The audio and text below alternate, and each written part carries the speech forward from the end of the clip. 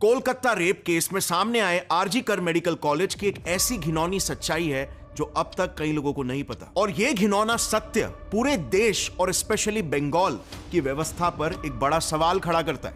8 अगस्त का यह रेप और मर्डर केस तो इंडिया भर में काफी हाईलाइट हुआ, लेकिन उससे भी कड़वी दबाई गई सच्चाई यह है कि इस हॉस्पिटल में ऐसी गिरी हुई हरकत कोई पहली बार नहीं हुई है। आरजी कर मेडिकल कॉलेज और हॉस्पिटल में ऐसी 6 और मौतें हो चुकी है जो भी हॉस्पिटल ने इसी केस की ही तरह सुसाइड बोल के दबाने की कोशिश की थी। But it doesn't stop over here.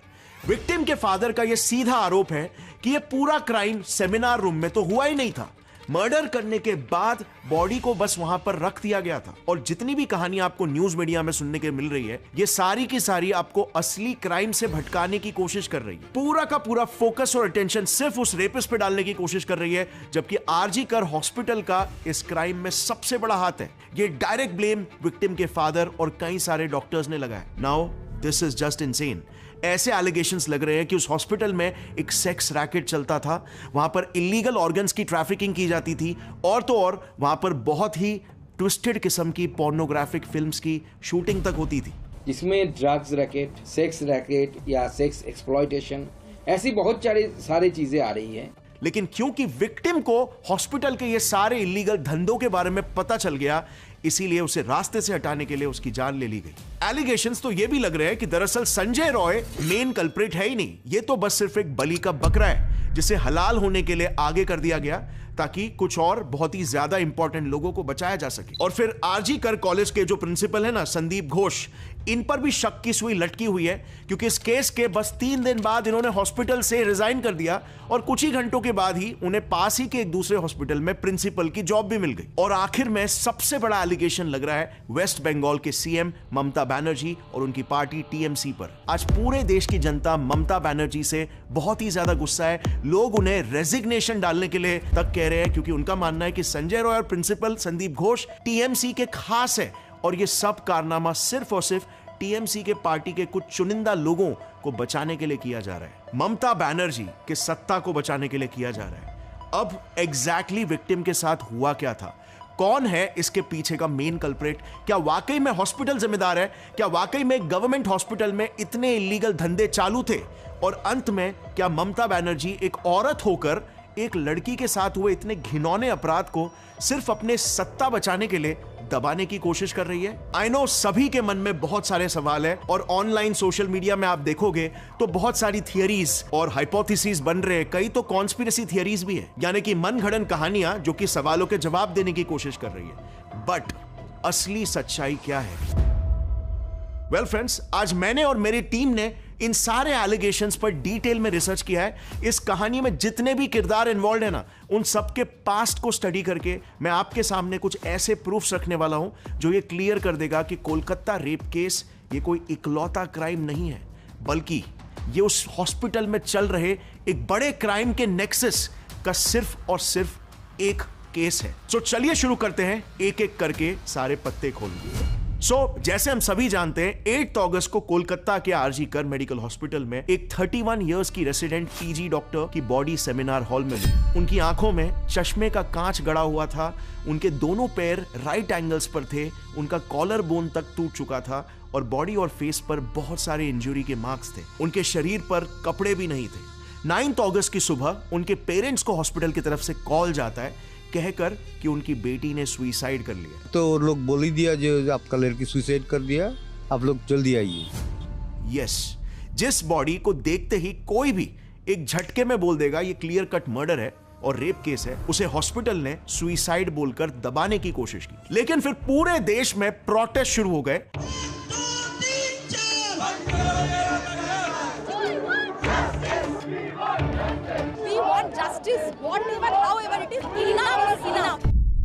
और अंत में संजय रॉय नाम के इस बंदे को पकड़ा गया, जिसने फिर एक झटके में एक्सेप्ट भी कर लिया कि हां, मैंने ये क्राइम कमिट किया है, और उसने ये तक बोल दिया कि मुझे फांसी की सजा भी दे दो, मुझे चलेगा। अब यहां तक ये कहानी सुनकर आपको इसमें कुछ थोड़ा तो फिशी नहीं लग रहा क्या? अब हालांकि सबसे डिस्टर्बिंग बात तो यह है कि यह केस आरजी कर हॉस्पिटल में कोई पहला केस नहीं है। इसके पहले भी इसी हॉस्पिटल में 6 और लोगों की बॉडीज ऐसे ही बहुत ही मिस्टीरियस कंडीशंस में पाई गई थी। सौमित्रा दास नाम की एक स्टूडेंट की डेड बॉडी उसके हॉस्टल रूम में पंखे से लटकी हुई मिली। अगेन मैनेजमेंट ने बड़े ही कन्वीनियंटली इसे सुसाइड बोलकर रातों रात दबा दिया, लेकिन सौमित्रा के पेरेंट्स ने यह क्लेम किया कि उनकी बेटी का सरासर मर्डर किया गया है। एक स्टूडेंट की भी मौत हुई थी, उसकी दोनों हाथों की नसें कटी हुई थी, यानी कि वापस से सुसाइड की तरफ इशारा। और फिर साल 2016 में आरजी कर के मेडिकल कॉलेज के एक प्रोफेसर के घर से उनकी सीवियरली डिकम्पोज बॉडी मिलती है। साल 2020 में एक 25 साल के जूनियर डॉक्टर ने आरजी कर के मेडिकल कॉलेज की बिल्डिंग से कूदकर सुसाइड कर ली। और इवन जस्ट पिछले साल 2023 में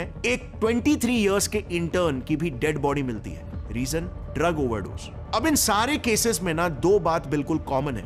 पहला, आरजी कर मेडिकल हॉस्पिटल, और दूसरा, ये सारी मौतें काफी अननेचुरल और मिस्टीरियस तरीके से हुई है और हॉस्पिटल ने इसे हमेशा सुसाइड बोलकर ही दबाने की कोशिश की।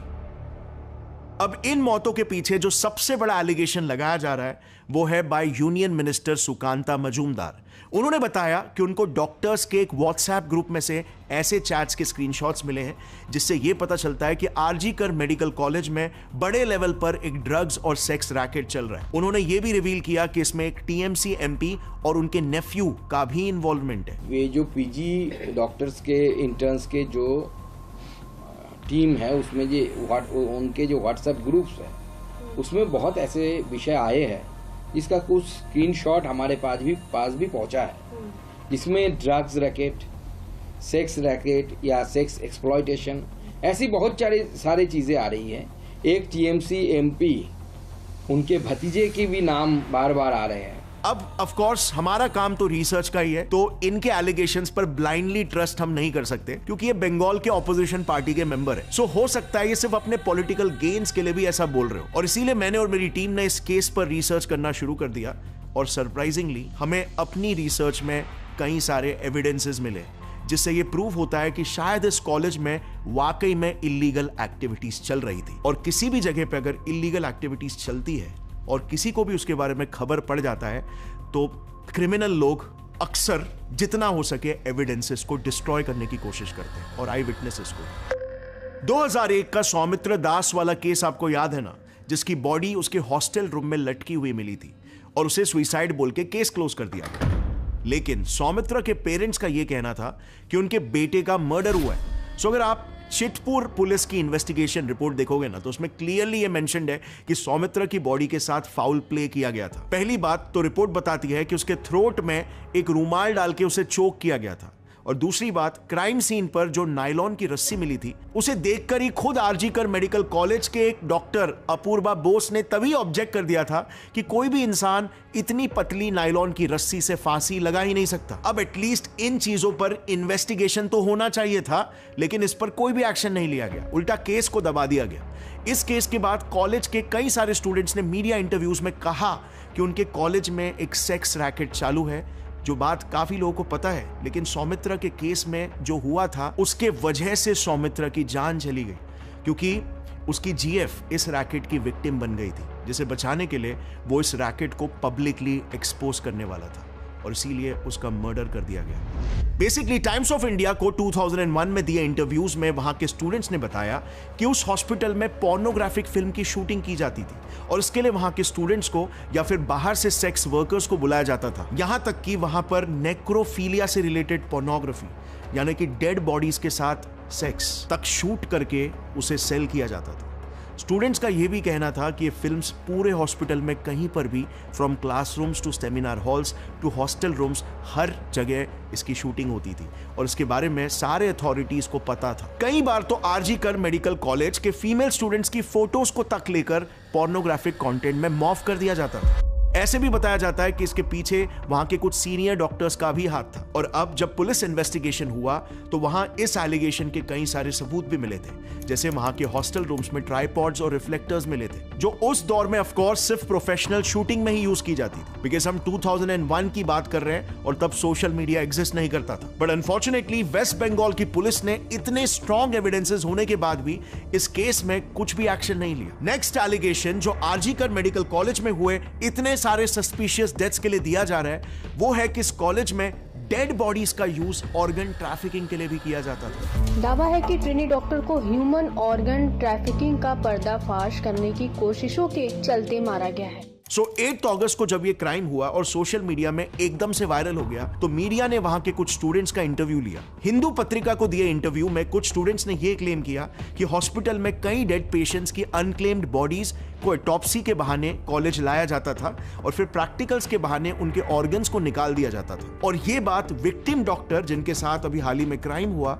उन्हें पता चल चुकी थी और वो भी इस नेक्सस को एक्सपोज करने ही वाली थी और इसीलिए उसका भी मर्डर कर दिया गया। अब अगेन जब हम इस एलिगेशन पर रिसर्च कर रहे थे तब हमें 2 बहुत ही वियर्ड केसेस मिले। 9 जनवरी 2023 की एक रिपोर्ट मिली जो भी यही क्लेम कर रही थी कि उस हॉस्पिटल में ऑटोप्सी के लिए जो भी पेशेंट्स की बॉडीज आती थी उन बॉडीज को वहां से स्टूडेंट्स के डाइसेक्शन प्रैक्टिकल्स के नाम पर यूज कर लिया जाता था, जो कि सरासर इलीगल है क्योंकि किसी भी डेड बॉडी का बिना फैमिली परमिशन और पुलिस वेरिफिकेशन के डाइसेक्शन यानी कि प्रैक्टिकल के लिए यूज करना बिल्कुल इलीगल है। ऐसे केसेस में पोस्टमार्टम तक नहीं किया जा सकता है। उसी रिपोर्ट में यह भी मेंशन्ड है कि 2023 में इसी के खिलाफ कुछ पेशेंट्स के रिलेटिव्स ने सवाल भी उठाए थे, लेकिन उसको भी एज यूजुअल हॉस्पिटल एडमिनिस्ट्रेशन ने दबा दिया। बट इस केस से यह बात तो सरासर प्रूव होती है कि उस हॉस्पिटल में ऑर्गन ट्रैफिकिंग बिल्कुल होता था।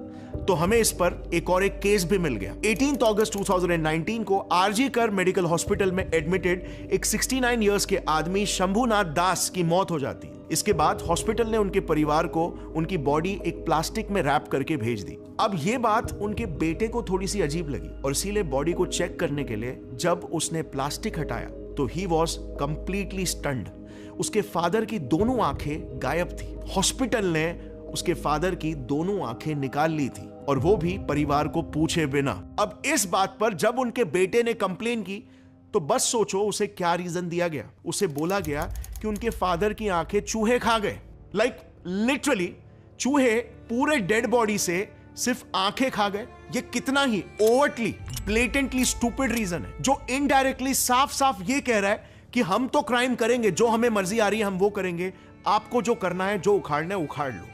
लेकिन ये सारे केसेस 2019 से ही दबते आ रहे थे और आज भी शायद ये दबा ही रहता अगर 8 अगस्त को हुए इस हादसे पर इतना बड़ा पब्लिक आउटरीच नहीं होता। इस हादसे के बाद जब सीबीआई इन्वेस्टिगेशन चालू हुई और हॉस्पिटल के 19 डॉक्टर्स से पूछताछ की गई तब उसमें से आधे से ज्यादा डॉक्टर्स ने वहां हो रही ऑर्गन ट्रैफिकिंग का जिक्र किया। सो डेफिनेटली ये बिल्कुल नक्की है कि इस हॉस्पिटल में ऑर्गन ट्रैफिकिंग जैसा एक इलीगल काम बिल्कुल हो रहा था। लेकिन अब सबसे बड़ा सवाल यहां पर यह आता है कि जिस हॉस्पिटल के बारे में सिर्फ एक आध दिन रिसर्च करके हमें इतने सारे सबूत मिल गए और जिस हॉस्पिटल में आज से 23 इयर्स पहले से ही ऐसी रहस्यमय मौतें हो रही है, इतने सारे इलीगल क्राइम्स के रिपोर्ट्स आ रहे हैं, वो भी ये हॉस्पिटल एक गवर्नमेंट हॉस्पिटल है, तो ये सब गवर्नमेंट के सपोर्ट के बिना कैसे पॉसिबल हो सकता है। और इसीलिए let's come down to the most controversial allegation, जिसे सोशल मीडिया पर भी काफी कम लोगों ने पॉइंट आउट करने का गट्स दिखाया, जिस पर बात करने के लिए भी कई लोगों को लीगल नोटिसेस भेजे जा रहे हैं। वो एलिगेशन है कि इन सारे इलीगल कामों में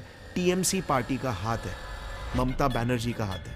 तो इस एलिगेशन को वेरीफाई करने के लिए हमने इस मुद्दे से टीएमसी के जितने भी लिंक्स हो सकते हैं ना, उन सबको खोद के निकालने की कोशिश की। 14 अगस्त की रात को आरजी कर हॉस्पिटल में हुए उस क्राइम सीन को यानी कि सेमिनार हॉल को कुछ गुंडों ने बुरी तरीके से तबाह कर दिया। ये बात सब जानते हैं। इसके बाद टीएमसी पर ये एलिगेशंस लगे कि ये वैंडलाइजेशन उनके लोगों ने ही करवाया, क्योंकि इसके कुछ ही दिन पहले केस को कोलकाता पुलिस से हटाकर सीबीआई को सौंप दिया गया था। सो लोगों का कहना था कि अब क्योंकि टीएमसी केस को दबा नहीं पाएगी और इसीलिए एविडेंसेस को डिस्ट्रॉय करना एकदम जरूरी हो गया था। एंड एज एक्सपेक्टेड इन आरोपों को टीएमसी ने ओपनली डिनाई किया। उल्टा उन्होंने तो इस सब का इल्जाम ऑपोजिशन पार्टीज पर डाल दिया।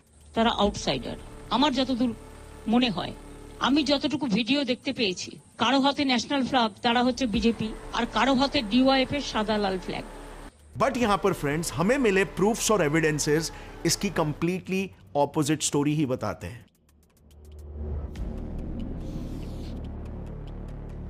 सो इंडियन एक्सप्रेस ने हाल ही में एक रिपोर्ट इशू की जिसमें उन्होंने बकायदा उस प्रोटेस्ट में मौजूद लोगों को आइडेंटिफाई करके उनके टीएमसी से लिंक्स चेक करने की कोशिश की और उन्हें ये रिजल्ट्स मिले। ये है सौमिक दास जो इमरजेंसी बिल्डिंग के कई हिस्सों में तोड़फोड़ कर रहा था। ये वहां के local TMC councillor Sukanta Sen Sharma के लिए काम करता है, ऐसा लोकल्स ने इंडियन एक्सप्रेस को बताया। बट इंटरेस्टिंगली सुकांता ने इसे पार्टी मेंबर मानने से ही मना कर दिया। उन्होंने कहा कि हर टीएमसी सपोर्टर पार्टी वर्कर थोड़ी ना होता है। फिर यह है ऋषिकांत मिश्रा।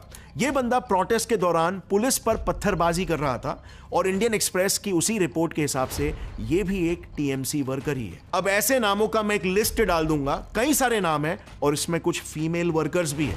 और शॉकिंग बात जानते हो क्या है? ये सब लोग वहां हॉस्पिटल के नियर बाय रेडियस के टीएमसी पार्टी वर्कर्स हैं। मतलब जरा मुझे बताओ, इतना बड़ा कोइंसिडेंस कैसे हो सकता है कि इतने सारे लोकल वर्कर्स बिना पार्टी के हाई कमांड के इतने कोऑर्डिनेटेड तरीके से एक ही टाइम पर एक ही जगह पर अटैक कैसे कर सकते हैं? प्रोटेस्ट तो डॉक्टर्स कब से कर रहे थे, एग्जैक्टली उसी दिन उसी टाइम पर हजारों लोग प्रकट कैसे हो गए? पुलिस उनको रोक नहीं पाई और वो पूरा मॉब अंदर घुस गया। हम लोग अपनी जान बचा के भागे हैं।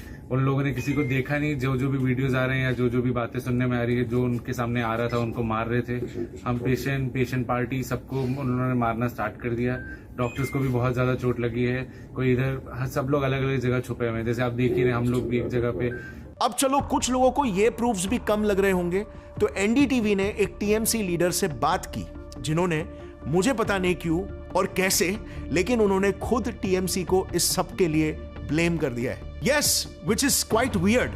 उन्होंने बताया कि खुद कई टीएमसी लीडर्स को लगता है कि ममता गवर्नमेंट ने इस केस को काफी ढीले तरीके से इन्वेस्टिगेट किया है। यही नहीं, खुद टीएमसी के सीनियर एमपी सुखेंदु शेखर राय ने भी सीबीआई से कहा कि उन्हें कोलकाता पुलिस कमिश्नर विनीत गोयल और हॉस्पिटल के प्रिंसिपल संदीप घोष को इंटरोगेट करना चाहिए। और सबसे बड़ी आयरनी तो यह है कि एमपी सुखेंदु शेखर, जो कि खुद टीएमसी के ही एमपी है, जैसे ही उन्होंने ये पब्लिक स्टेटमेंट दिया टीएमसी के खिलाफ, उनका मुंह बंद करने के लिए टीएमसी ने उन्हें भी एक समन भेज दिया।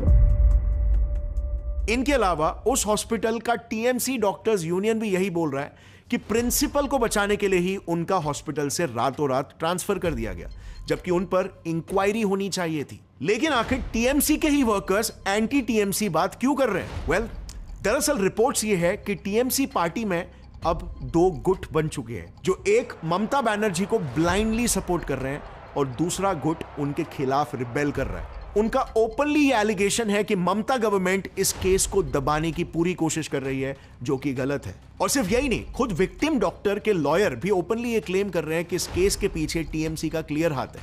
अब अगर इस केस के लॉयर खुद ही ये क्लेम कर रहे हैं, तो डेफिनेटली उनके पास कुछ वैलिड प्रूफ्स और एविडेंसेस होंगे जो वो कोर्ट में शो करेंगे। और अब फाइनल बात रही इस एलिगेशन की कि संदीप घोष और संजय रॉय भी खुद टीएमसी से ही जुड़े हुए हैं, तो हमें इसके भी कुछ प्रूफ्स मिले हैं। पहले तो जैसे मैंने आपको अभी बताया कि कुछ टीएमसी के लीडर्स ने खुद प्रिंसिपल पर एलिगेशंस लगाए, पर इनकी हिस्ट्री अगर देखोगे ना, तो इन पे 2023 में 2 बार करप्शन और रैगिंग करने जैसे सीवियर आरोप भी लगे थे। लेकिन इसके बाद भी इन्हें गवर्नमेंट जॉब से निकाला ही नहीं गया। इनफैक्ट अभी भी तो इनके रिजाइन करते ही तुरंत इन्हें एक नया जॉब भी दे दिया गया। तो कई मीडिया रिपोर्ट्स ये क्लेम कर रहे हैं कि इनकी रूलिंग पार्टी टीएमसी से डेफिनेटली कुछ ना कुछ स्ट्रॉन्ग कनेक्शन जरूर है, वरना मुफ्त में इतने सारे फेवर्स किसी को नहीं मिलते भाई।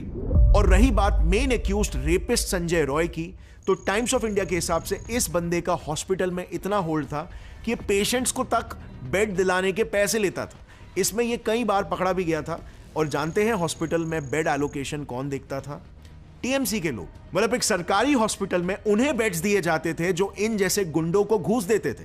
इस लेवल का करप्शन था। और अगर ये सारे प्रूफ्स भी आपको कम लग रहे हैं ना, तो ये है टीएमसी के मिनिस्टर, जो सबको ओपनली धमकी दे रहे हैं कि अगर ममता दीदी के खिलाफ कोई भी कुछ बोलेगा ना, तो उसका हाथ काट देंगे। Can you believe this? किस लेवल की दादागिरी वेस्ट बंगाल में आज चल रही है? ऐसा होगा तो कौन से कॉमन लोग गवर्नमेंट के खिलाफ आवाज उठाएंगे? और अभी लेटेस्ट न्यूज ये है कि टीएमसी सरकार ने विमेन सेफ्टी के लिए राटेरर साथी नाम की एक स्कीम निकाली है, जो नाइट ड्यूटी करने वाली बंगाली फीमेल्स की सेफ्टी इंश्योर करेगा। But the question is, why now? Why so let even after knowing everything? 2016 और 2019 में उसी आरजी कर मेडिकल हॉस्पिटल में एक और एक केस हुआ था। कुछ लोगों ने वहां के जूनियर डॉक्टर्स के साथ मारपीट की थी। इस बात पे सभी डॉक्टर्स ने मिलकर प्रोटेस्ट किया था, लेकिन गवर्नमेंट ने इसे इग्नोर कर दिया। उल्टा उन्हें धमकाया गया कि अगर उन्होंने प्रोटेस्ट बंद नहीं किए ना, तो उन्हें जॉब से निकाल दिया जाएगा। 700 डॉक्टर्स ने हॉस्पिटल छोड़ भी दिया था, फिर भी डॉक्टर्स की सेफ्टी के लिए कुछ भी एक्शन नहीं लिया गया। क्यों? क्योंकि मामला मीडिया में नहीं आया था ना। इनफैक्ट उस हॉस्पिटल में 16 साल तक नौकरी कर चुके एक डेप्यूटी सुपरिंटेंडेंट अख्तर अली ने तो आज से 2 साल पहले ही बंगाल के सीएम को, गवर्नर को, यहां तक कि इंडिया के प्रेसिडेंट को तक लेटर लिखकर बताया था कि आरजी कर मेडिकल हॉस्पिटल में बहुत सारे इलीगल काम हो रहे हैं और एक मेगा लेवल का करप्शन चालू है। मैंने अपने पूरे कैरियर में इतना गंदा इंसान नहीं देखा। मतलब आरजी कर में जो भी काम होता था, पोस्टिंग हो, ट्रांसफर हो, हाउस स्टाफ चीफ हो, सब जगह वो पैसा खाते थे। कुछ सिर्फ यही नहीं, गेस्ट हाउस में जूनियर जो स्टूडेंट है उन लोगों को बैठ करके शराब वगैरह पिलाते थे और उन स्टूडेंट लोगों से आंदोलन भी करवाते थे। मतलब एक माफिया राजा बोल सकते हैं। खुद उनके सिक्योरिटी के लिए 20 आदमी था, प्लस 4 आदमी बाउंसर को लेके चलते थे। हमने तो फिल्म स्टार को देखा बाउंसर लेके चलते हुए, किसी प्रिंसिपल को अपनी जिंदगी में नहीं देखा। उसने लिटरली हॉस्पिटल के प्रिंसिपल संदीप घोष का नाम लेकर कंप्लेन फाइल की थी कि इन सारे इलीगल कामों के पीछे इन्हीं का हाथ है। लेकिन इसके बावजूद उस प्रिंसिपल के साथ क्या हुआ? No action at all. लेकिन आज जब पूरी देश की जनता एक हो गई है, सोशल मीडिया पर ममता बनर्जी पर सवाल उठने लगे हैं, जब उनका रेजिग्नेशन डिमांड किया जा रहा है, We will get rid of Mamata Banerjee. देश भर में प्रोटेस्ट शुरू हो गए हैं, तब जाके टीएमसी गवर्नमेंट को यह रियलाइज हो रहा है कि हमें अपना काम शायद सही से करना चाहिए और एक नई स्कीम लॉन्च कर रहे हैं। अगर यही एक्शन पहले लिया जाता था, 23 साल से आपके पास सारा रिकॉर्ड, सारा इंफॉर्मेशन है कि किस तरह के क्राइम्स हो रहे हैं उस हॉस्पिटल में, तो शायद इतने सालों तक जो जो हादसे हुए, जिन जिन लोगों ने अपनी जानें गंवाई, वो मंजर उनकी फैमिलीज को और इस देश को कभी भी नहीं देखना पड़ता। और इसीलिए मेरा मेन सवाल यह है कि क्या सरकार रेप और मर्डर जैसा एक बड़ा क्राइम होने का इंतजार कर रही थी? शर्मनाक बात तो यह है कि आज हमारे समाज में रेप्स जैसे क्राइम्स आम क्राइम हो गए। डेटा के हिसाब से हमारे देश में हर रोज 90 रेप केसेस रिपोर्ट होते हैं और ये तो वो केसेस है जो रिपोर्ट हो रहे हैं। असली गिनती कितनी है ये तो किसी को भी नहीं पता। और इसीलिए हमारी मांग सिंपल है, ऐसे मुद्दों को टॉप प्रायोरिटी दी जाए, उन्हें कभी भी दबाया ना जाए सत्ता के लिए या किसी भी और रीजन के लिए। सेफ्टी और सिक्योरिटी हर एक भारतीय सिटीजन की एक बेसिक नीड है।